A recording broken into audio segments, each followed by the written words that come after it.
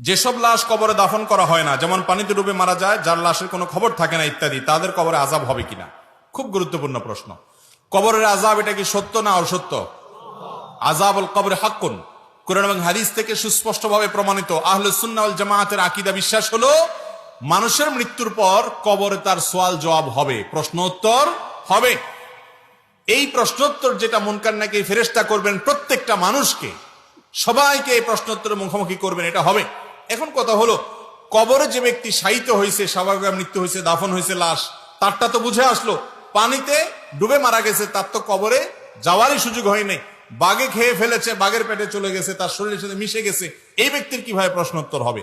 এর উত্তর হলো, আল্লাহ রাব্বুল আলামিন প্রত্যেকটা মানুষের শরীরের ধ্বংসাবশেষ যেটা যেখানে যে অবস্থা আছে ওই অবস্থায় প্রশ্নোত্তরের মুখোমুখি করবেন। ধরুন একজনকে বাঘে খেয়ে ফেলেছে, কুমিরে খেয়ে ফেলেছে, আগুনে পুড়ে ভস্ম হয়ে গেছেন, ছাই হয়ে গেছেন। ছাই হয়ে গেলেও তার শরীরের ওই ধ্বংসাবশেষ, ছাই থাকুক আর মাটি থাকুক, কিছু একটা আছে, যেটা আছে ওইটার মধ্যে আল্লাহ তাআলা অলৌকিক ভাবে তার মধ্যে রূহ দিয়ে তাকে প্রশ্নোত্তরের মুখোমুখি করবেন। সেটা আমরা দেখবো না, বুঝবো না, উপলব্ধিও করবে না, কিন্তু প্রশ্নোত্তর হবে।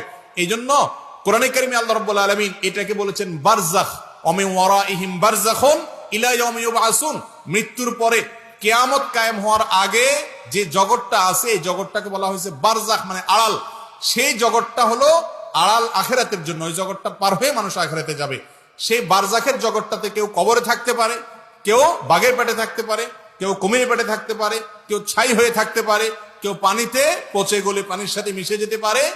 যে যেখানে তার ধ্বংসাবশেষ থাকুক না কেন, সেটাই হলো তার জন্য বারজাখী জীবন। কিভাবে প্রশ্নোত্তর সেশন করবেন? আল্লাহ রাব্বুল আলামিন যিনি শূন্য থেকে, নাপাক পানি থেকে মানুষকে সৃষ্টি করেছেন, তার জন্য অসম্ভব বলতে কিছুই নাই। Likey